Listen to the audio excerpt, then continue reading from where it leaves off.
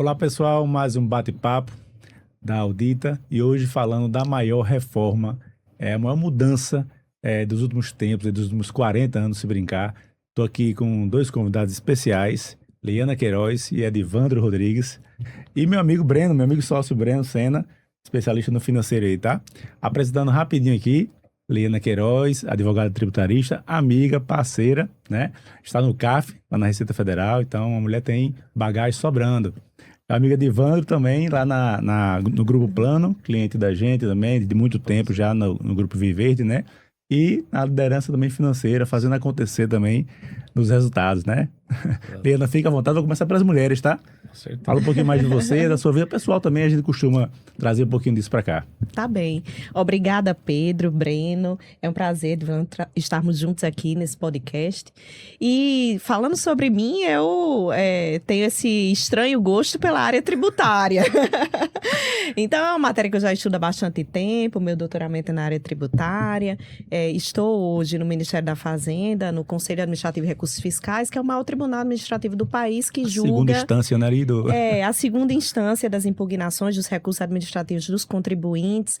A minha seção de julgamento é especializada em pessoas jurídicas. Então, nós julgamos aí as autuações de RPJ, CS, PIS e COFINS quando estão atreladas aos lançamentos de RPJ e Simples Nacional. Todas essas empresas vão parar lá para o nosso julgamento, para a nossa análise, porque esse tribunal tem uma particularidade, vou aproveitar aqui já que é esse momento, esse tribunal tem uma particularidade que é o diálogo, haver lá o diálogo do fisco com o representante dos contribuintes. Então, lá eu sou julgadora representante dos contribuintes para trazer exatamente para o tribunal as agruras de cada área, aí cada setor econômico tem as suas particularidades e poder debater com o fisco, porque tem muitas autuações que também são injustas, né?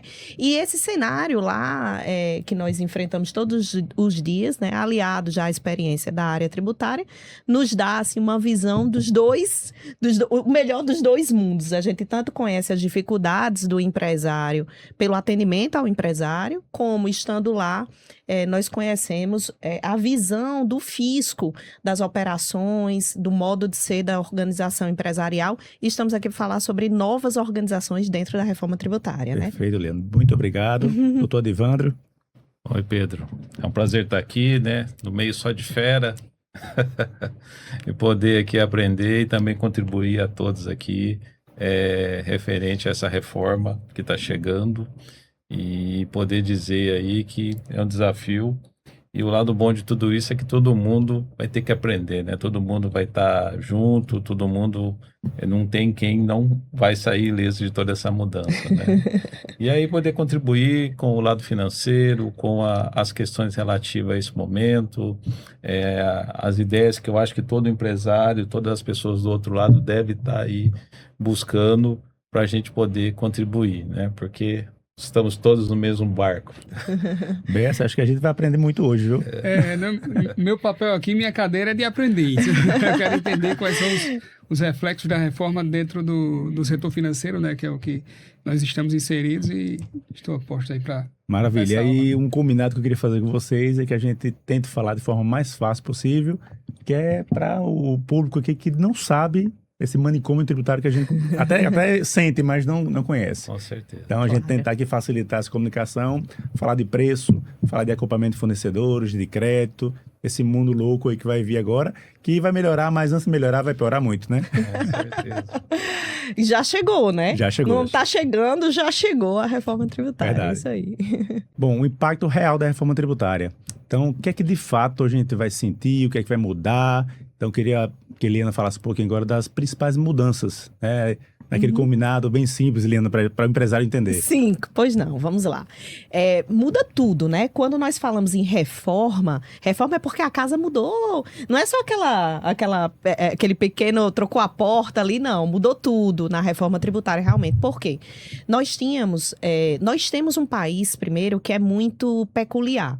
Nós temos um país de dimensões continentais. Então, imagine fazer uma reforma reforma legislativa na tributação do Brasil, em que nós temos uma federação, municípios, estados, União e todos os entes com poder de tributar, de arrecadar a sua parte aí do empresariado.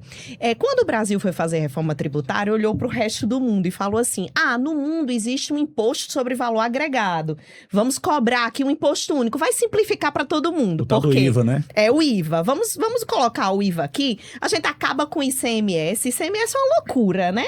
Quem disser que entende, eu já fui juíza de impostos e taxas de São Paulo, mas quem disser que entende, eu não entendo nada de ICMS também, é muito difícil entender de ICMS. Imagine para quem faz a operação que envolve vários estados da federação. Já é difícil o ICMS do estado do Rio Grande do Norte. Eu brinco que o ICMS é o imposto mais complexo dentro do mundo tributário e do país mais complexo na parte tributária. Imagine como é, né? Então, realmente, o ICMS é muito complexo. ISS, imagine os 5.700 municípios que nós temos. Cada um temos uma legislação federal, padronizadora, uniformizadora, mas nós temos administrações tributárias gerindo e dispondo sobre benefícios também, sobre alíquotas, né? Que tem um teto e um mínimo aí para o ISS. Então, tem também as suas particularidades locais. Então, com a reforma tributária, vamos simplificar. Vamos simplificar o quê? Vamos colocar um imposto único aqui para a federação inteira, porque isso funciona no resto do mundo. Só que o Brasil esqueceu que sendo o Brasil não é igual ao resto do mundo, porque é um país que convive com muitas diversidades regionais, com muitas particularidades locais. É um país de dimensões continentais mesmo. Então, a indústria, por exemplo, do nosso Nordeste e do Norte, ela precisa de um incentivo, ela precisa de um tratamento diferenciado para se localizar aqui. Nós sabemos que o padrão de consumo é diferente nas diversas partes do nosso país e etc. Então, esse IVA, que era para ser único, virou um IVA dual, que não é IVA coisa alguma, né? Não tem nada com aquele imposto de valor agregado que está ali no resto do mundo, mas esse IVA dual fez o quê? Acaba ICMS e ISS e cria um novo tributo, que é o Imposto sobre Bens e Serviços. Isso também veio porque o que é bem e o que é serviço hoje? Um problema que o empresário tem o que é que eu vou classificar como entrega de mercadoria e o que é que eu vou dizer que é serviço, né? O que é preponderante? Porque muitas vezes tem a entrega do bem, mas tem uma prestação de serviço associada. Como é que eu faço as minhas declarações? Já começava por aí. Com a economia digital, isso ficou ainda pior, porque aquele CDzinho ruim que a gente comprava para instalar o Word lá no computador, que ali todo mundo, ninguém tinha dúvida que era uma mercadoria, né? Um bem que tem um valor econômico no mercado. Ninguém tinha dúvida que era uma mercadoria. Mas depois que agora eu faço o download lá do software no meu computador, isso é exceção de uso? Não é. E se eu encomendar um sistema para minha empresa, isso é serviço ou eu estou comprando realmente uma mercadoria? Então, até dizer o que é mercadoria e o que é serviço estava difícil nessa época de globalização. E aí começam diversos processos judiciais, discussões, né? Isso, aí imagine, porque a demora que o judiciário tem até dar uma resposta para o contribuinte que seja eficiente. Então, imagine que o contribuinte sofre uma autuação, porque o problema da guerra fiscal no país é uma coisa absurda. Então, ele faz uma operação e diz, não, aqui eu vou tributar pelo ISS. Aí o Estado diz, não, aqui é ICMS, autua no ICMS. Como foi a discussão que eu falei aqui do software, né? Uma discussão de 1994, que foi solvida poucos anos atrás pelo Supremo Tribunal Federal. Então, imagine o cenário de insegurança jurídica desse contribuinte que não sabe como é que tem que submeter a sua operação à tributação. Então, em meio a tudo isso, nós esperávamos que a reforma fosse acontecendo aos pouquinhos. Vamos mudar aqui, ali, vamos fazer um estudo sistemático, né? Porque eu não posso mudar só a reforma do consumo, eu tenho que mudar também a tributação da renda e tem que ser tudo casado, porque senão traz aumento de carga tributária, traz falta de logicidade ao sistema, que é o que a gente já está vivendo. A gente está falando aqui da reforma da tributação do consumo, mas a gente já está vivendo aí um momento de reforma também na tributação da renda. Então, a dúvida aqui do empresário é, vou pagar mais, né? Tá saindo mais caro? Tá saindo mais caro. Vai pagar tá perguntando mais. Na cabeça ali, ó. Vou pagar mais ou não? Vai pagar mais? Com certeza. No cenário atual, vai pagar mais. Então, é claro que a reforma tem pontos positivos, traz uma pretensa solução no que se refere à não cumulatividade, que traduzindo aqui é o quê? O resíduo fiscal, aquele dinheiro que foi pago em tributos e que não vai servir de crédito, que foi pago e ficou ali na cadeia de consumo e que está onerando o seu preço final, porque é custo, né? Então, são valores de tributos que vão agregando ali a sua produção final e revelam um preço maior, uma impossibilidade de uma margem de lucro que faça jus àquela atividade toda do empresário. Então, em resumo, o que é que a reforma fez? Vou acabar com ICMS, vou acabar com ISS, criar o IBS e aquele PIS/COFINS, que é a loucura, mas aí também é uma questão defensiva do governo. PIS e COFINS foram criados, não eram para existir. PIS e COFINS são contribuições. Na Constituição de 88, não existia. Tributação do consumo era IPI, ICMS e ISS. Aí a União falou assim, eu quero mais um bocado de dinheiro aqui, eu quero mais um pouquinho. Vou criar contribuições, porque tem uma competência lá na Constituição que me permite. Criou PIS e COFINS. Aí disse, mas olha, empresariado, PIS e COFINS é não cumulativo. Significa dizer que você vai tomar crédito de insumo, não vai onerar a sua atividade. Calma aí que vai dar tudo certo com PIS e COFINS aqui. Mas não foi o que aconteceu. Então, agora que a gente viveu todas as teses do século, né, que vai tirando aquela cumulatividade do PIS/COFINS, é o tributo que gerou mais litígio no Brasil, aí falou, vamos acabar com o PIS/COFINS também. No lugar do PIS/COFINS, vamos criar uma contribuição geral, que é contribuição sobre bens e serviços, que vai ser não cumulativa. Que não era para existir, né, Iana? Não era, uma coisa que não era nunca foi para existir, né? E vamos fazer o seguinte, eles serão gêmeos siameses, porque na verdade foram assim, de IVA virou IVA dual, né? Mas eles têm a mesma razão jurídica, a mesma regra matriz que a gente chama. Então, eles são iguaizinhos, a gente diz, são gêmeos siameses, mas vai mudar a competência, porque um vai ser competência de estados e municípios e o outro vai ser de competência federal. Da União Federal ali, PIS e COFINS. E aí gera o maior... E o que é que a gente vai... Como é que a gente vai administrar esses tributos aqui? Não, vamos fazer uma alíquota máxima total que dê a garantia para o empresário de que a carga tributária dele não vai aumentar. Não é bem assim. Nós temos aí... Primeiro, já temos um custo que chama custo de conformidade. Quem é o empresário que hoje não precisa despender recursos com uma boa assessoria? Já começa por aí, né? E depois ele vai conviver aí com todos os entes federativos, cada um buscando a sua parte, cada um tentando entender o que é essa nova lei, porque nem os entes federativos e as administrações tributárias ainda estão entendendo. E ainda tem mais um ponto. Os recursos vão ser direcionados agora para o local do destino, né? Isso ao longo do tempo, de forma gradativa. Então, imagine que a empresa vende para todo o país. Ele tem agora 27, pelo menos, olhando para os estados, administrações tributárias de olho no tributo que ele tem que pagar e que vai ser repartido para esse destino de acordo com o percentual de consumo em cada unidade da federação. Então, eu não achei a simplificação ainda. Acho que Edivando tá um pouco assustado aí, né, Edivando? A gente, analisando você falando, né?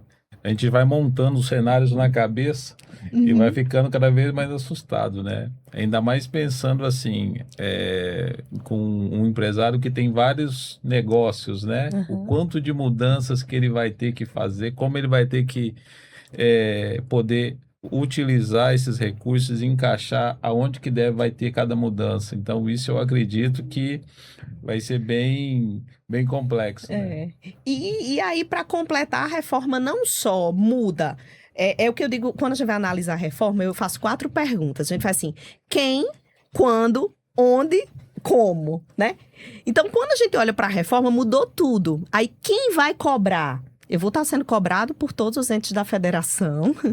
Criou-se o comitê gestor, deve-se satisfação agora onde tiver mercado de consumo, o empresariado vai ter, e aí vai ter uma panaceia, porque as interpretações... Isso é um engano, achar que porque eu tenho uma só norma, né, eu vou ter um tratamento uniforme. Não, porque a norma está submetida à interpretação. E aí cada administração tributária, no exercício do seu poder de fiscalizar, pode fazer uma interpretação diferente. Aí vem essa discussão. Mas tem um empresário que tem várias atividades econômicas também, né? Tem um grupo empresarial. o tratamento que a reforma dá, embora pretenda e apareça ser uno para serviços e para bens, não é igual. Porque a gente vai discutir aqui, né? Eu acredito que vai ter espaço para o fluxo de caixa para quem vende mercadoria é diferente. Principalmente. Se eu sou prestador de serviço, se eu estou no meio da cadeia, se eu vendo para empresa, se eu vendo para consumidor final, tudo isso é importante. Então não tem como se dar o mesmo tratamento. A reforma começou para não ter exceções, ser alíquota única para tudo. Aí começa a alíquota reduzida, cesta básica, Incorporação cesta básica imobiliária, estendida, incorporação aluguel imobiliária. residencial. Começa com várias exceções e tem que ter, porque cada atividade econômica tem as suas particularidades e tributação aqui é sobrevivência do negócio. Tipo, não faz sentido, né, cobrar tributos da mesma forma. Então, tem algumas políticas também que precisam ser incentivadas, reciclagem, inovação tecnológica. Então, nós temos aí uma série realmente de exceções e de aspectos que têm que ser considerados e precisa de planejamento tributário em todas as áreas, né? Perfeito. E aí, você acha que você deve se preparar ou não, empresário? Depois dessa fácil. aula aqui de doutora Liana. A mulher preparada, viu, Edivandro? 100%. E um ponto importante que eu acho que a reforma ela vem para contribuir é que muitas vezes, em alguns segmentos, você acaba concorrendo com a informalidade. Então, a informalidade, essas pessoas que acabam conseguindo um preço melhor por essa questão da informalidade, vai ter que se ajustar.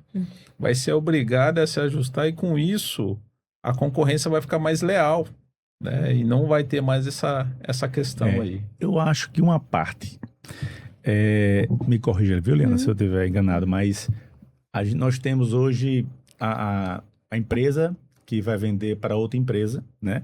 Inclusive tem algumas pessoas falando algo que eu não concordo. Por exemplo, eu vou vender para a empresa de Evandro, tá? Então, meu custo da mercadoria e o serviço R$100. Vai ser destacado o IBS-CBS. Então, você vai me pagar 128, por exemplo. R$100 da mercadoria ou serviço, mais R$28 ali do imposto. Você vai se creditar desses 28. Mas tem outra empresa que não está no regime geral, vamos dizer assim, e não passa esse crédito aqui, você também não vai pagar por esse crédito. Então, o pessoal, não, você tem que tomar de empresas que tomam crédito. Depende do seu custo total que você vai tomar ali. Isso. E às vezes você está tomando crédito e pagando para a minha empresa e eu não estou recolhendo. E eu acho que não vai ter, você não vai poder se aproveitar do crédito. Então, até o monitoramento de fornecedores vai ter que ter no seu setor de compras agora. Perfeito. Não é isso? É exatamente isso. E o crédito da entrada, né? O input ali, o crédito da entrada, ele só vai interessar a quem puder abater isso na saída. A gente sabe que o Simples Nacional, por exemplo, ele vai ter duas opções. Isso. O Simples, aí tem empresário do Simples que diz assim, pra mim não mudou nada não, eu sou Simples, tô legal, vou continuar aqui no Simples. E principalmente aquele empresário do Simples que vende para o consumidor final, que não está no meio da cadeia. Então, ele acha que não tem que se preocupar em nada. Já teve a primeira preocupação, que é o ajuste de nota fiscal. Então, isso aí já chegou para todo mundo, né? Em segundo lugar, ele tem que avaliar, sim, se é importante para ele fazer o recolhimento do IBS-CBS separado por causa do creditamento da entrada, né? Então, isso é um estudo que ele vai ter que fazer. Então, não é assim, não mudou nada. Por quê? Porque isso é preço no final. Então, se ele está pagando mais tributo, eu vou pagar o meu DAS normal. Mas também, se você decidir que vai continuar do mesmo jeito, você não tem crédito de nada que está entrando. Então, se você tem mercadoria, e às vezes é importante esse crédito da entrada, você só vai ter crédito da entrada se você fizer uma apuração de IBS-CBS separado na saída, né? Recolher destacado. Então, o Simples também tem que se adequar. E outra coisa, o Simples Nacional está esperando a reforma tributária não há tanto tempo como nós estamos esperando a reforma tributária do consumo, que é discutida já há 50 anos. Mas, e aí no final é aprovada de forma assodada, apressada, né? Nem parece que a gente tá esperando isso há tanto tempo. Quando começa a discutir, tem que ser logo. Mas o Simples Nacional está aí há 10 anos com um patamar máximo aí do Simples congelado, né? Então, as empresas hoje que conseguem se enquadrar no Simples têm uma limitação operacional muito grande. E isso, de um lado ou de outro, não que justifique, mas muitos empresários acabam fazendo planejamento tributário abusivo, abrem ali diversos diversos CNPJs, Nome de papagaio, filho, papagaio, sobrinha. isso, para desenvolver a mesma operação, com a mesma estrutura, quer dizer, uma estrutura que não é, que é classificada pela Receita como uma estrutura inadequada, para poder comportar, porque o volume da sua atividade, mesmo que não tenha crescido, só pelo crescimento inflacionário, já não enquadra mais no Simples Nacional, né? Então, Perfeito. Uma dúvida nessa situação do Simples. O empresário, ele, na verdade, ele vai poder escolher se ele vai permanecer. Ele vai ter que fazer conta, né? isso. O que é que vale a pena, se ele vai destacar ou se ele vai permanecer pagando DAS lá, não é isso? Tem que Ele fazer não é conta. obrigatório ele se adequar. Não tem forma. Não tem forma. E Tá. dentro do Simples Nacional, a guia é única, né? Isso. A gente tem lá o IR, CSLL, PIS, COFINS, ICMS, ISS. Sim. Vai sair, como Liana disse, ISS, ICMS, PIS e COFINS. E vai entrar o IBS-CBS. Perfeito. Esse IBS-CBS está dentro lá do Simples, vamos dizer que sua alíquota seja 10%. IBS-CBS representa 4%, né, dos 10%. Então, os 4% vai reduzir, isso vai recolher por fora os 28%, 26%, entre créditos e débitos, que efetivamente não fica isso, tá? Que a gente tem crédito e Isso. débito, né? Então, Tem vai que funcionar fazer assim. conta, perfeito. Não, e imagine também que o IBS, o ISS e o ICMS não vai sumir de um dia para o outro. Vai ser reduzido gradativamente para até 2033 nós termos a substituição desse tributo por uma carga cheia de IBS e de CBS. Então, o próprio, mesmo no Simples Nacional, vai continuar ali ainda o valor de ISS e ICMS recolhido dentro do DAS, submetidos àqueles subtetos, né, para recolhimento máximo, porque em algumas situações o ICMS e o ISS têm que ser recolhidos ali por fora também da guia, e ainda tem essa necessidade de opção. Eu vou pagar o IBS e CBS na sistemática de creditamento, de crédito e débito, eu tenho que pagar fora do DAS, né? E isso é uma decisão que tem que tomar em conjunto com a sua assessoria contábil, jurídica, e tem que reexaminar a operação como um todo. Porque se eu decidir, por exemplo, que vou continuar trabalhando como eu já estava, isso tem interferência no preço. Tem interferência no custo. Então, não é uma decisão, porque eu não vou mexer, eu vou continuar recolhendo aqui tudo no DAS. Eu não preciso nem sentar com o meu contador. Precisa, sim. Porque pode ser que um concorrente seu esteja recolhendo de forma diferente, isso traga para ele um custo menor e você lá na frente vai perder em competitividade. Um né? fornecedor seu acaba onerando, né? E o seu custo naturalmente vai ser mais alto. Exatamente, porque a ideia do IBS, da CBS, você faz aquele destaque ali no cupom fiscal e você traz, inclusive para o fornecedor, a transparência, quanto é que ele está pagando pelo seu serviço ou produto e quanto é que ele está pagando ao governo, né? Isso é uma informação que vem destacada. E isso também vai direcionar o próprio consumidor para o local onde ele perceba que está pagando um preço mais justo, né? Então, existe sobre todas as óticas a necessidade de ter isso no papel. Por né? isso que eu senti a necessidade de montar um escopo de uma implantação da reforma. Né? Uhum. Então, e quando eu montei o escopo da implantação, eu fiquei assustado, inclusive, a quantidade de coisas que a gente precisa analisar. Uhum. Cadastro fornecedor, setor de compras, os processos, a precificação, como é que você vende, Sim. para quem você vende, Sim. monitoramento do fornecedor. Sim, Então, é uma loucura, por isso que eu sim, montei esse escopo, a gente montou para poder perfeito. colocar isso como serviço, de fato, para a gente Sim. fazer para as empresas. E é curioso, porque certa vez eu estava dando uma palestra sobre uma questão da reforma tributária, e tem um contador na plateia e disse assim, olha, esse segmento específico, a atividade dele era bem dentro no segmento, que é relacionado à agroindústria. Ele disse, esse segmento específico não vai ter impacto nenhum da reforma, porque a única coisa que eles vão ter que fazer, isso foi final do ano passado, a única coisa que tem que fazer é ajustar o layout da nota. Aí eu escutei, né, eu falei, olha, eu já tenho uma visão um pouco diferente. Aproveita para escutar esse podcast aí, tá? Aproveita, eu já tenho uma visão um pouco diferente, veja só.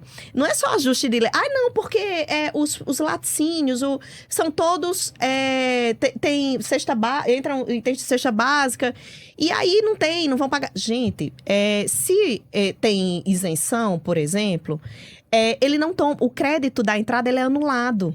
Então, os créditos de insumo, e aí se ele tiver, inclusive, outras atividades econômicas ou outras saídas de produtos, ele vai ter que pagar e vai ser anulado o crédito dele da entrada. E a anulação do crédito dele da entrada custo. interessa também para quem ele vai vender. Isso. Por quê? Na isenção, eu não tenho nada a pagar na saída, mas na hora que eu tenho crédito e esse crédito não é anulado, que é o caso, por exemplo, da alíquota zero, eu transfiro esse crédito para o adquirente. Se a operação ela é isenta, o crédito ele é anulado, eu não transfiro o crédito. Então, isso já é um estudo importante, porque eu não vou ter crédito de IBS, por exemplo, para o meu sucessor da cadeia. E como a tributação do meu sucessor vai mudar, né? E eu não sei quem é esse sucessor, então esse crédito pode ser ou não importante. Então, existem impactos, existem muitos reflexos, né? O custo mudou, né? O resíduo fiscal mudou, a questão da informalidade. Pode ser que para muitas empresas continue ainda valendo a pena, Isso. porque ela não, né, pode ser uma operação final que não interesse a ele esse crédito da restaurante, entrada. às vezes lá no interior, que o cara não tá Isso. ligando para isso, enfim. Isso. E veja que há um tempo a Receita se preocupava com a informalidade e criou o quê? O MEI. A gente não pode esquecer, criou o MEI. Aí o MEI, mas qual era a preocupação de tirar o pessoal da informalidade com o MEI? Era o custo da assistência social, porque aqueles 81 e poucos reais que o MEI paga, é quase tudo INSS. Tem R$5 ou R$1 que é ISS ou ICMS. Mas o resto é tudo Previdência. Então, o que o governo queria era que essas pessoas tivessem pelo menos uma contrapartida para a Previdência Social, porque eram pessoas que ficavam no assistencialismo, só na assistência social, né? Então, o MEI veio com essa preocupação. E no final das contas, o que a gente teve aí com o movimento do MEI em relação à retirada da informalidade, não atendeu às expectativas do governo, né? Atendeu a essa contrapartida do INSS, mas a gente não teve essa perda aí da informalidade, né? Pelo contrário, a gente também teve um problema trabalhista, porque muita gente virou MEI, né? E assim vai. Maravilha. Precificação, o ponto mais crítico, na minha visão, na reforma tributária. Edivandro, vou começar por você, cara. Opa. Hoje você precifica lá os produtos da parte da indústria, ou seja, do loteamento, né? E hoje você tem uma metodologia para fazer isso. Não é isso? Porque está sempre preocupado com a última linha da DRE e na geração de caixa. Com né? certeza. O que é que vem hoje de pensamentos e de estrutura, depois desse bate-papo da gente aqui, que você já começa a incorporar para alterar a precificação? Bom, Pedrão, o que a gente já começou a fazer é fazer uma análise quanto às questões dos créditos, né? Os fornecedores, possíveis créditos que possam ser aceitos, né, dentro da apuração. E isso, dependendo do tipo de negócio, a gente poder utilizar ou já se antecipar um aumento de custo. Então, isso já se começou a preocupar, né? A gente começou a dividir as cadeias de fornecimento e aí vamos esperar os próximos capítulos. Como que vai ser o destaque? Você vai destacar, vou ganhar no preço, não vou ganhar no crédito, como vai ser isso da agora para frente, como que a gente vai poder analisar isso para poder entender se eu vou ter um ganho ou se eu vou ter que repassar isso. Então, é algo que preocupa muito. Eu acho que deve ser aí a dúvida, a preocupação de muitas pessoas que estão aí com essa mesma situação. Né? Me corrija, Eliana, se eu estiver errado. Breno também, aqui em termos financeiros, tá? O crédito, ele pode ou não ser bom. Sim. Porque ele é financeiro. Então, se eu estou comprando uma coisa de R$100, como é aquele meu exemplo, eu tenho R$28 ali. Vamos dizer que seja a primeira cadeia, indústria, tá? Então, a distribuição está comprando ele por 128. Mas se tem alguém vendendo por 90 que não passa crédito, é melhor comprar para o de 90, correto? Sim. Exato. Então, o crédito, a gente não tem que se atentar muito ao crédito. Tem que se atentar à operação como um todo, né? O custo completo. Concorda? Perfeito. Sim, sim. Uma dúvida, quando o Edvandro estava falando, a gente já tem definido quais são os perfis de fornecedores que gerariam crédito ou não, ou que... Vou deixar ali, né? Como é que o Edvandro já começou a analisar dentro dos fornecedores atuais, aqueles que potencialmente gerariam créditos ou não? Como é que você está analisando isso na sua Existe carteira uma de fornecedores? perspectiva, né? Mas Sim, tá. A gente primeiro está fazendo uma análise um pouco mais, vamos falar assim, leviana, né? Entendendo os prestadores de serviço, ó, aqui é prestador de serviço, esse daqui são os fornecedores de insumos e assim bens e serviços. E como a gente tem desde construtora, empresas do agro e também a parte de construção, então é um pacote imenso de situações. cosméticos também, né? Exatamente, médicos. Então é um pacote imenso de situação que pode acontecer. E como isso vai impactar, aonde que talvez eu pense em ganhar, mas talvez eu possa perder. Então é uma avaliação muito criteriosa, que eu entendo que o empresário já tem que se preocupar a partir de agora, porque isso vai ser muito rápido. E quem ficar para trás e deixar para a última hora, eu acho que vai sofrer mais. E tem um outro aspecto nessa sistemática de creditamento que deve ser considerado, porque, como o Pedro bem disse aqui, é um crédito financeiro. Então, importa o momento em que eu recebo esse crédito e o momento que eu vou ter que pagar o débito. Na reforma tributária, que é simples, né? Que é simples. Igual o simples.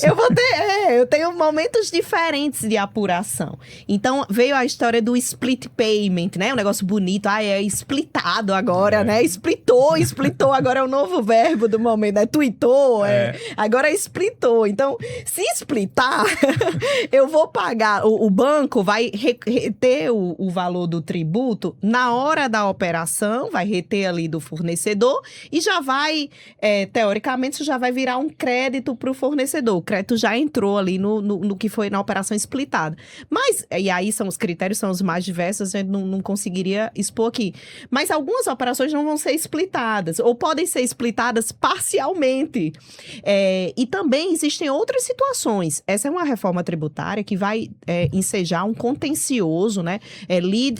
Provocações judiciais e administrativas as mais diversas. Então, vai ter empresas aí, hoje que tem os seus mandados de segurança, o pior é que agora a empresa diz assim, chega pro jurídico e fala assim, eu vou ter que entrar com ação judicial, eu não posso, porque isso aqui tá inadequado, não dá. Aí o advogado agora vai ter que ainda perguntar assim, mas meu Deus, quem é que vai, né, quem poderá me socorrer? Porque não sabe nem quem é o juiz, para onde ele vai. Porque depende de onde tá o seu consumidor. E lá no consumidor ainda vai depender por quê? CBS e IBS, lembrem que são siameses, mas têm competências diferentes. Aí eu vou pedir para o juiz federal ou vou pedir para o juiz do estado, né? E se eles decidirem, e eu vou ter que pedir para os dois juízes, se disser respeito a CBS e IBS, eu vou ter que pedir nos dois lugares. E se eles derem decisões diferentes, né? Quem é que vai dar aquele voto de Minerva, né? Como se diz dentro do judiciário. Então tem as câmaras uniformizadoras, enfim. E na esfera administrativa, a gente vai ter também muitas dificuldades, porque os tribunais administrativos locais, estaduais, vão ser todos reformulados, vão criar outros comitês. Então, a discussão aqui sobre o preço e sobre... não é só... vou ter impacto no custo, se eu vou receber esse crédito ou não, mas se eu vou receber o crédito, esse crédito é uma operação splitada, é uma operação que não está sujeita ao splitamento, se não for splitado, eu vou pagar isso com 60 dias, que é o que está na reforma, aí eu já tenho uma outra preocupação, que entra no meu custo, que é o giro, né? Então, não é simples assim. Eliana, olha só, se eu tenho um fornecedor que me passa comprei de R$100 a mercadoria, mais 28 de IBS-CBS, tá? Já paguei 128. Eu tenho outro do mesmo preço, não vai mudar nada, de R$100, mas não gera crédito aqui, nem vou pagar esse crédito. Eu estou colocando no meu caixa R$28, que a depender do tempo quando eu vendo minha mercadoria, tá no meu bolso. Sim. Não está antecipado aqui para o fornecedor. Sim. Por isso que eu reforço muito que o crédito, ele é uma interrogação. Sim. Ele não necessariamente é bom. Sim. E eu venho conversando com o líder, com várias pessoas, porque tem muita gente falando, não, você tem que se preocupar com crédito. E tem que ver a operação como um todo, né? O capital do Porque giro, você tem que ver a operação como um todo. Não dá para fazer, não vai. Pode ser que duas empresas tenham os mesmos resultados. Comprem em quantidades iguais, comprem dos mesmos Perfeito. fornecedores, tenham a mesma saída e o mesmo preço. Mas a depender da operação, ou a depender se existe ali um outro nicho mercadológico, um outro produto que é comercializado também, a depender de como essa empresa se posiciona dentro da cadeia de consumo e de fornecimento, já muda, o às cenário vezes muda. a estratégia que ela vai comprar ou não vai comprar com crédito ou sem crédito, Sim, ela vai ganhar a mesma coisa, a mesma operação e vai ganhar no capital do giro, o dinheiro dentro de casa. sim, Com certeza. exatamente. Exato. Olha a importância. Agora, vindo para um ponto aqui, só mudando um pouquinho o roteiro, daqui a pouco a gente volta para a precificação, é uma curiosidade minha. Você acha que vai aumentar o contencioso? Se eu acho, eu tenho Certeza? certeza absoluta. Absoluta. Veja que hoje, no direito, a gente diz assim, lei velha é que é lei boa. Mas no Brasil, nem a lei velha é lei boa, porque os tribunais mudam. A lei, ela não é uma letra marca de tinta no papel. Ela só é norma quando o judiciário diz o que é que ela quer dizer, quando interpreta. Então, uma lei velha, ela já foi objeto de interpretação, a gente já tem mais segurança. Então, hoje, a gente atende um cliente, a gente consegue dizer, olha, a interpretação da Receita Federal é essa, isso aqui que você está fazendo pode, não pode? Olha, aqui a interpretação, a melhor interpretação, aqui você tem que recolher, aqui você não tem. Aqui é melhor você ser simples nacional. Essa estrutura aqui é um planejamento abusivo ou não é, pode fatiar aqui sua operação, a gente consegue. Com a lei nova, que a gente tem tributos novos, a gente tem regra matriz nova, não mudou só, e aí não muda só o tributo, muda a competência do ente tributante, quem vai tributar, muda quem vai julgar. Os tribunais vão ser compostos, não existe mais em muitos tribunais, não tem paridade, então vão ser os próprios auditores fiscais, em outros vão ser os procuradores, né, de fazenda e procuradores municipais que vão integrar um comitê que nós temos de uniformização, não tem presença também de contribuinte. Então, as interpretações, e pior, tem uma coisa nessa reforma aí, ó, que é assustadora para quem é do direito. Presta atenção. Os tribunais administrativos podiam fazer controle de legalidade. Então, se o fisco editou uma instrução normativa, que a gente sabe, as instruções normativas da Receita, elas são muito importantes e são vinculantes para os auditores, para como a Receita Federal vai interpretar aquilo ali. Os tribunais administrativos, eles podiam afastar aquela resolução porque está disciplinando além da lei. Em matéria tributária, a lei é que tem que dizer. Agora, se assustem aí, porque é assustador mesmo. Se a Receita, as administrações tributárias editarem as suas resoluções, que são para apenas regulamentar a matéria, mas quiserem comer mais alguma coisa, né, fizeram interpretação nefasta ao contribuinte, só o judiciário vai poder resolver. Os tribunais administrativos não podem mais resolver, né? Porque, então, existe sim mais contencioso, porque é lei nova, que ninguém sabe como é ainda. Então, o contribuinte vai errar, o fisco vai autuar. O fisco vai autuar muitas vezes errado, porque faz parte, também vai construir uma interpretação. Vai ter administrações tributárias concorrentes que vão interpretar o fato gerador de maneiras diferentes. E o contribuinte vai precisar de uma uniformidade, vai precisar entender o que fazer, né? Até hoje nós temos dificuldade de dizer. Chega empresário aí, com certeza, Pedro, para você e diz assim, isso aqui eu posso? Aí você faz, mas pode. Porque no outro processo aqui eu disse que podia. Por que você não pode? A gente tem esse tipo de problema. Imagine com lei nova e com várias administrações tributárias fazendo essa interpretação. Então, tanto o contencioso administrativo como o judicial vai aumentar. E pior, todo o contencioso que nós tínhamos de ICMS, de ISS, de PIS e de COFINS continua porque esses tributos não morreram ainda, né? PIS e COFINS ano que vem morre, mas ICMS e ISS ainda vão durar um tempo. 2032, doutor Evandro. Então, a gente vai continuar com toda a legislação que a gente tinha e tem vigente e mais a lei nova. Então, o nosso sistema ele tá complexificado, não tá mais simples, né? Temos mais ordens jurídicas funcionando ao mesmo tempo. Vamos abrir concurso para juiz, com certeza. O Brasil vai abrir, porque não vai dar conta desse monte contencioso que você falou, né? Sim. Então, Evandro, você tem um PROED, Sim. não é isso lá? Isso é uma forma de competitividade no mercado, com certeza, né? E um incentivo ali, a Sudene, por exemplo, o Nordeste, né, e tudo mais.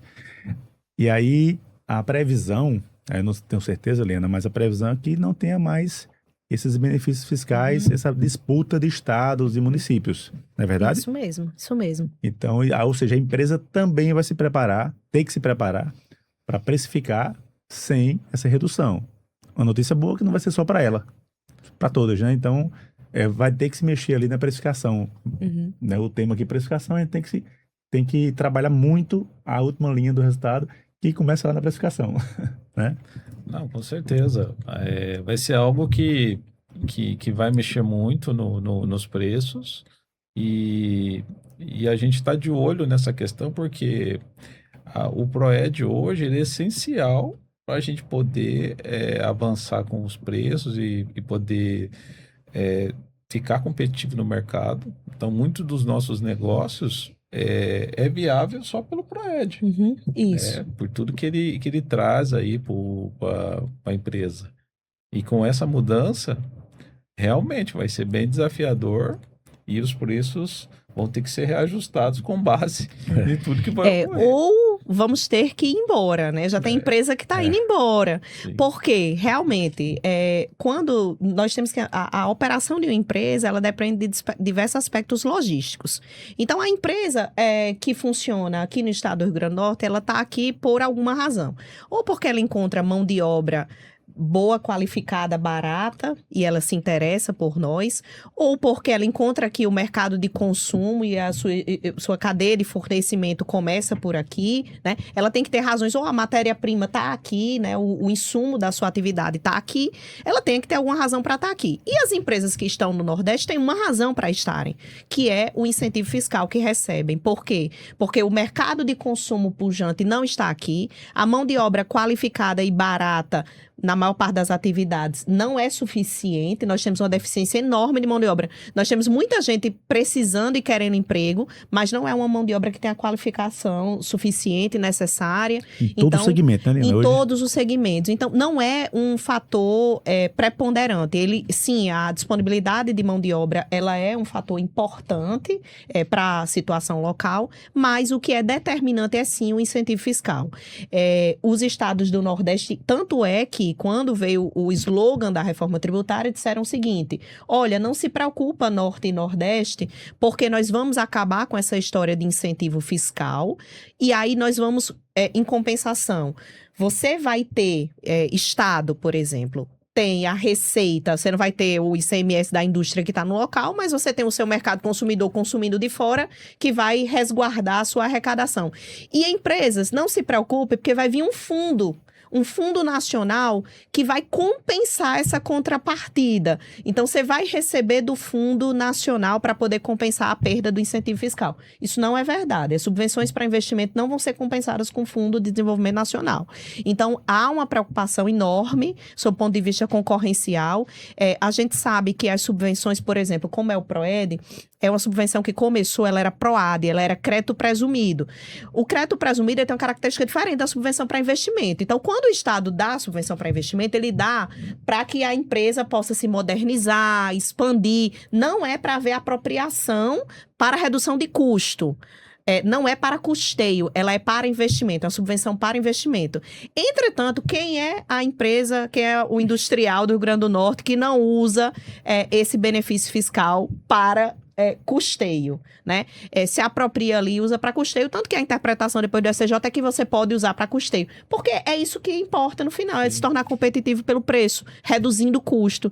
Então, realmente é muito desafiador, é um desafio que está aí, em todos os lugares que eu passo, as empresas perguntam assim, e agora que vai acabar o Proed? Não sei, algumas empresas efetivamente talvez torne desinteressante estar no nosso estado, estar na Paraíba, no Ceará, né? E aí, o que é que os estados precisam fazer? Alerta para os governos. Precisam realmente investir no desenvolvimento da infraestrutura que permita fazer uma contrapartida a esse crédito financeiro, né? Esse crédito de incentivo fiscal. Precisa do crédito financeiro e precisa da infraestrutura para poder tornar interessante a permanência, infraestrutura de escoamento de produção, né? E etc. Divandro falou uma coisa importante, que só é viável porque tem um Proed. E é verdade, todas as empresas têm regime atacadista, Proed. Quando você olha a DRE, só gera resultado positivo porque tem um estorno, outras receitas, enfim, do regime. Porque Exato. a gente também sofre muito aqui com uma concorrência externa, né? Fora do estado. Uhum. Então acaba vindo muita mercadoria de fora. E se você não tem um benefício para poder, a gente que emprega aqui dentro do estado não tem, esse benefício fica muito pesado. É. E a ideia de dizer, não, mas agora tá todo mundo igual. Não tá todo mundo igual, porque temos desigualdades sociais, regionais, locais, o mercado do consumo pujante, a riqueza, o PIB, né, a capacidade econômica do nordestino é diferente, né, Perfeito. per capita, a renda per capita é diferente, né? Breno Senna, comeu, né, toda essa conversa aí, a assessoria financeira, né, que os clientes já ali do Simples Serviço, né, É, que você atende aí por meio da Audita também, o que é que você está pensando em estruturar, em orientar? A gente já teve algumas palestras para a equipe, né? isso. O que é que você está matutando aí para fazer? Depois que dessas Fazer carreira. novas informações aqui, surgiram mais perguntas ainda, ao invés de resposta, né? Eu acho que tem muita coisa ainda para definir, para que a gente consiga implementar, de fato, um plano de ação mais efetivo junto aos nossos clientes, né? O perfil do cliente que a gente atende são empresas de serviço do Simples Nacional. Então, eu vou contar com o apoio da assessoria contábil Tá para montar esse plano de ação, de direcionar junto aos clientes, né? Revisão do perfil de custo, quais são os fornecedores, para analisar o que é que vai ter crédito, o que não Capital vai de ter giro. crédito, capital de giro. E Enfim. esse é o segmento, o setor econômico mais desafiador, é o prestador de serviço. Porque a reforma tributária foi pensada para a indústria. A indústria é o setor que está ainda ganhando alguma coisa com isso, tá? O comércio tem problema de fluxo. Fluxo financeiro, capital de giro ali, vai ficar apertado o caixa, fluxo de caixa. E o serviço? E o serviço tem problema de carga tributária. Porque o que é que gera crédito para o serviço? E imagine, a gente pagava 5% de ISS. Agora a gente tem o IBS que vai somar com o CBS em 28%. Então a gente estimativa é de tem... 28%. 28,7% nós estamos numa carga tributária hoje estimada. Então, nós temos um segmento que vai ser onerado aí em 150% de carga tributária. E aí, veja, isso é muito interessante, porque a gente fala assim, mas mudou para todo mundo. Mudou para todo mundo, mas aumenta o preço no consumidor final. E isso é estímulo ou desestímulo ao consumo. E a gente vive um movimento da última década, que é um movimento que a gente chama de servificação da economia. O que mais se consome hoje são serviços. Então, é exatamente o custo Brasil aumentando lá no bolso do consumidor. Então, não adianta aumentar salário mínimo mais do que a inflação. O poder econômico, o poder aquisitivo está achatando. Quando achata o poder aquisitivo, menos dinheiro gira, a economia para, né? Então, a gente tem uma preocupação realmente muito grande aí com Imagina, Liana, tudo a isso. incorporação imobiliária, ela paga hoje, geralmente, do lucro presumido, tá? Principalmente quando abre várias SPS, né? 3,65 de PIS e COFINS cumulativo, né? E a gente vai para a questão do CBS-IBS, onde a incorporação, a construção, tem muita mão de obra que não vai gerar, né, o crédito. Sim. Você também não vou pagar, mas também não vai gerar aquele Sim. crédito ali de CBS, né? PIS e COFINS ali. Então, a estimativa é que ele vai para 10%. A estimativa.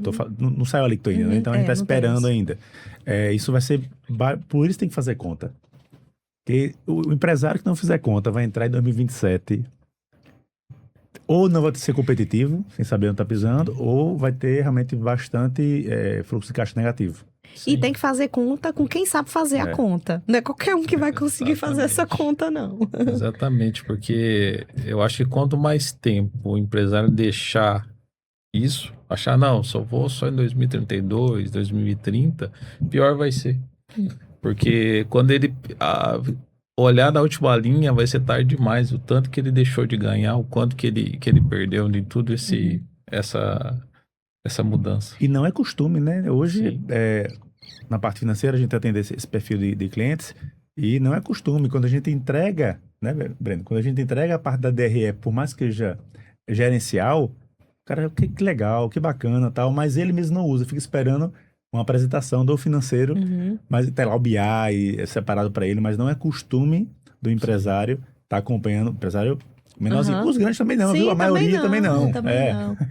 Pessoal, janeiro de 2027 a brincadeira começa. Acredito que você não vai querer começar essa brincadeira sem saber as regras, não é isso? Sem saber onde está pisando. E eu pergunto, Liana, de forma prática aqui, o que fazer? O que empresário fazer Sim. assim, passo a passo, para de Sim. fato saber onde está pisando e os números corretos, né? Muito bem. Na verdade, eu digo assim, já começou, né? 2027 é para valer o pagamento dos novos tributos, mas a reforma já começou, já deveria ter começado também, já era para estar, mas aqueles que não começaram, ou que começaram e não tocaram aí ainda, porque é tudo muito novo, vamos lembrar que ainda está sendo regulamentada essa reforma, né? Então, a gente teve uma lei agora muito importante também, aprovada em janeiro, e todos os dias nós temos novidades. Nós tivemos uma reforma muito importante também, que é a reforma da renda, que altera muito para as empresas que estão no lucro presumido, distorcer o sistema do lucro presumido, Isso. né?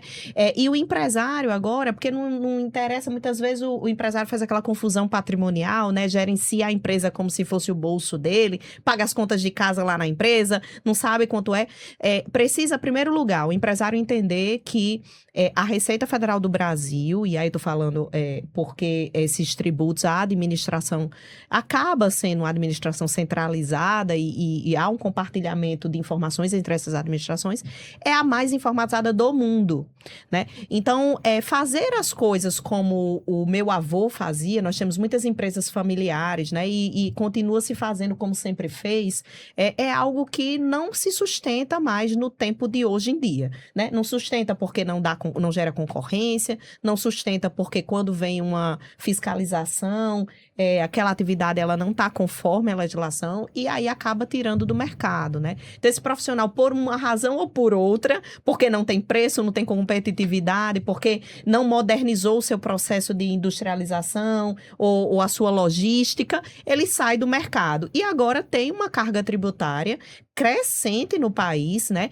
Quem diz o contrário diz com distorção de números, é uma carga tributária crescente e que tem que ser gerenciada para que a sua atividade gere bom resultado. Ninguém quer trabalhar só para pagar tributo ou quer trabalhar para ficar sempre cobrindo, pagando, cobrindo um buraco, descobrindo outro. E acontece bastante isso, que né? acontece bastante, vira uma bola de neve quando o empresário chega no final ali, aí fala, meu patrimônio está completamente consumido em dívida, né? Não é o que a gente quer. Então, Primeiro, coisa, entender que não dá mais para fazer as coisas como sempre fez, que o cenário hoje é diferente. pessoa jurídica, pessoa física. Sim. Né? Segundo, entender que não existe isso de, não, minha atividadezinha é pequena, ou não, nada mudou aqui. Não, mudou. Então, tem que procurar realmente uma assessoria especializada.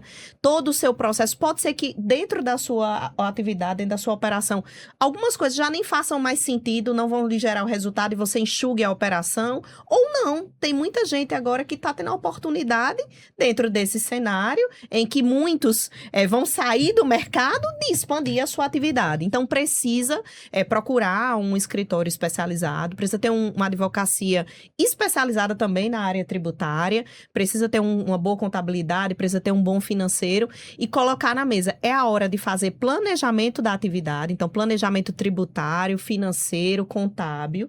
É a hora de entender e reestruturar as suas operações, logisticamente também entender cadeia de fornecedor, revisão de preços, tudo isso vai precisar ser feito.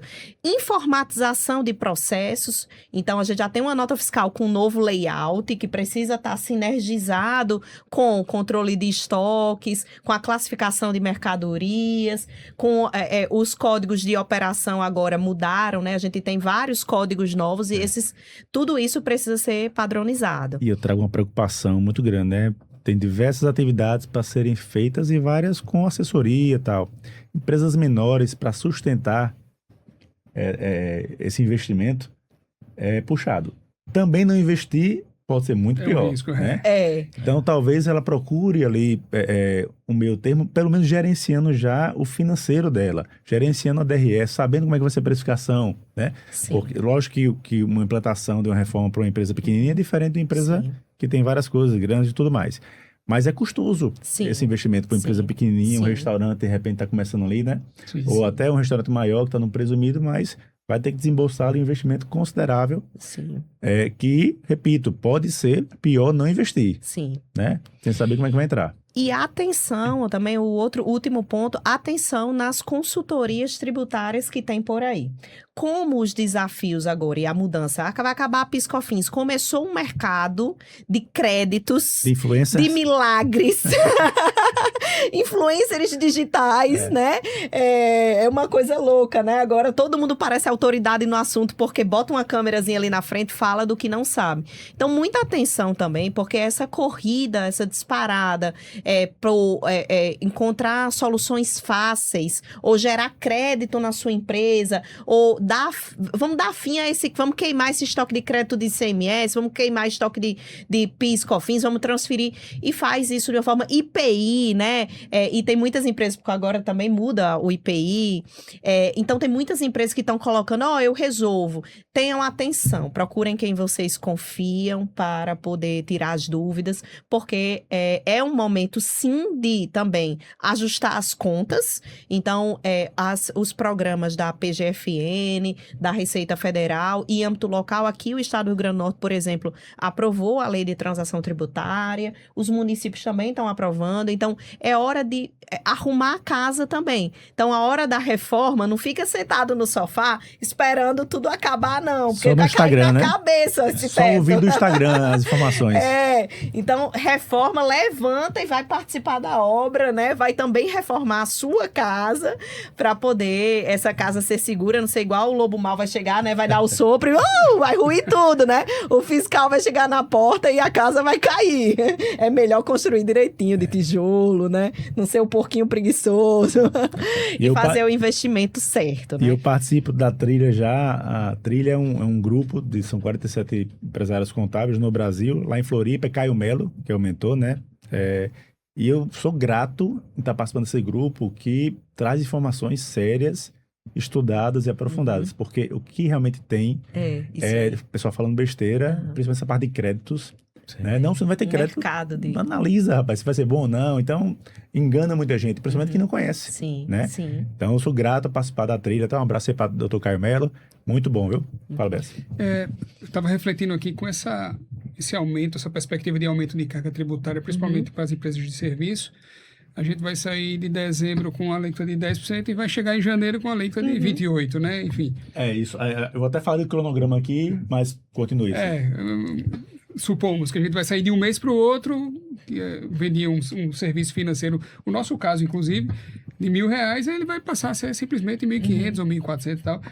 E eu não posso, na virada do mês, falar para o meu cliente, olha, o nosso valor agora é tanto, né? Perfeito. Talvez entre também um planejamento de, olha, na nossa precificação a gente está saindo de 1.000 para 1.500 cliente, né? Isso. Então, já vá adequando a isso, talvez isso no a seu margem custo, né? Talvez a margem tenha que diminuir. E outra coisa, planejamento contratual. Porque planejamento nos contratos, contratos que são de execução continuada, eles têm que ter previsão lá hoje. Então, é uma preocupação que a gente está tendo com os contratos. Porque você contrata no custo de hoje, mas pode ser que o seu custo, em muitos casos, aumente, que a expectativa é que na maior parte dos casos ele aumente.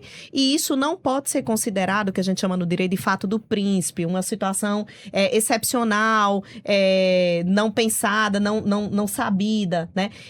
Normalmente os encargos tributários, esses ajustes, eles são absolvidos pelo fornecedor. Eles não podem ser simplesmente repassados à míngua de uma previsão contratual. Então, e principalmente porque essa legislação, ela pode ser anterior ao contrato. Então, sendo a legislação anterior ao contrato, já era um fato conhecido. Você não pode dizer que é um fato superveniente. É superveniente para você, que não quis ver antes, mas já estava aí, né? E eu não posso argumentar o desconhecimento da lei. Então, é muito importante também contrato de execução continuada. Assunto importante, vou reforçar. Contratos. Incorporação imobiliária, doutor Divandro. Imagina que você vai vender um lote em 2026 agora, com 6 anos para o cara pagar. Para o cliente pagar 7 anos. Vai ultrapassar a parte tanto do CBS agora, quanto do IBS lá em 2033. E aí já tem que ter a previsão contratual, né, doutora Helena? Isso, exato. Já prevendo que, conforme a mudança tributária, eu vou precisar reajustar o preço, quem vai pagar essa conta? A pergunta é, quem vai pagar essa conta? Exatamente. É mais uma questão aí muito significativa aí no caixa, que é essa questão aí, como prever isso, como amarrar tudo isso para poder não perder. E aí eu já pergunto, tem como prever, né? Tem como prever, tem como prever. Já é possível fazer estimativa. A própria Receita Federal já tem uma calculadora da reforma tributária. Lá é possível fazer uma estimativa de preços. E eu digo junto ao cliente, isso... Claro. Não, isso é tem que perfeito, ser. né? Nos Tá. contratos, sim. É importante, é necessário que seja feito. Realmente, esse contrato de execução continuada tem que ter essa visão. Importante, pessoal, isso é muito importante. Sim. A gente deixar claro aqui para o empresário Sim. que é coisa fácil, Sim. entre aspas, assim, mas é uma informação que já prevê no contrato Sim, precisa que do seu tem jurídico que em ação. alterar, né? Isso. Colocar ali uma cláusula Aham. que pode sim, na hora que mudar Sim. a tributação, Sim. que vai ter uma alteração das parcelas, Sim. da precificação. Ele vai enfim. ter que compor ali um BDI para dizer, meu custo hoje é esse, e esse custo, em sendo aumentado, ele vai ser absorvido, né, pelo adquirente. Ou, enfim, Sempre como é o consumidor final que vai pagar a conta, né? Isso, o consumidor vai pagar essa conta, né? É isso Maravilha. mesmo. Tem mais uma situação aqui, Sim. pode? Pode? Tem mais, que não tá, para o empresário, interessa quanto tá no bolso dele no final do dia, né? E a gente tem essa reforma do consumo associada a uma reforma de tributação da renda. Nós tínhamos no país uma concentração da tributação na PJ. Então, quando o dinheiro saía da PJ para a pessoa física, ele já tinha sido tributado, né? Então, nós não tínhamos uma outra incidência. Com a reforma da renda, nós temos sim. Não tem mais essa concentração da tributação só na PJ. Então, aquele movimento assim, da PJização, às vezes era só o profissional liberal, né? E isso principalmente para serviços. Olhe quantos profissionais liberais, pessoas físicas, exercem a sua atividade através de uma PJ, reduzindo a sua carga tributária.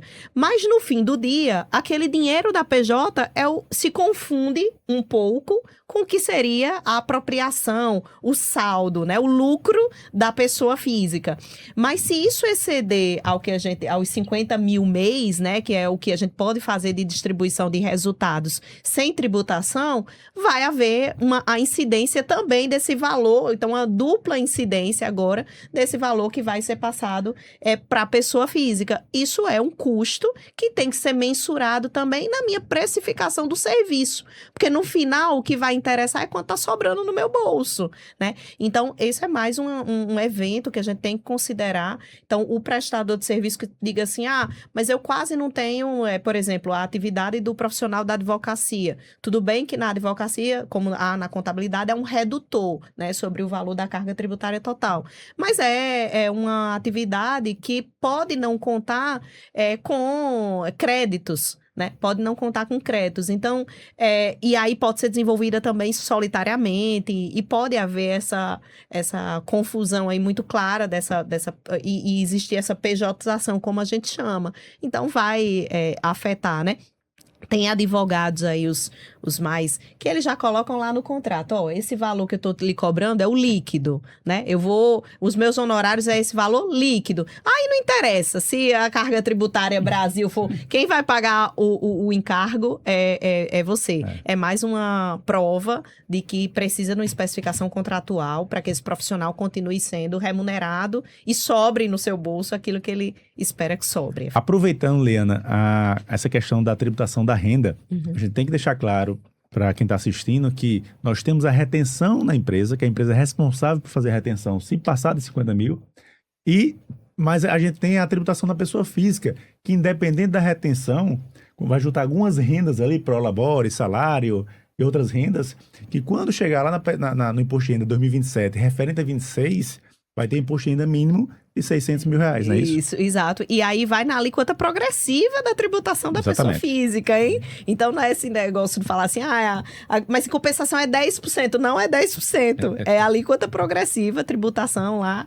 da pessoa física, mesmo no ajuste anual. Perfeito. Pessoal, valeu demais o bate-papo. Acho que quem está assistindo aí deve ter aproveitado bastante os insights, tá? Agradecer a doutora Liana, doutor Adivandro e Breno Sena. Por favor, Liana.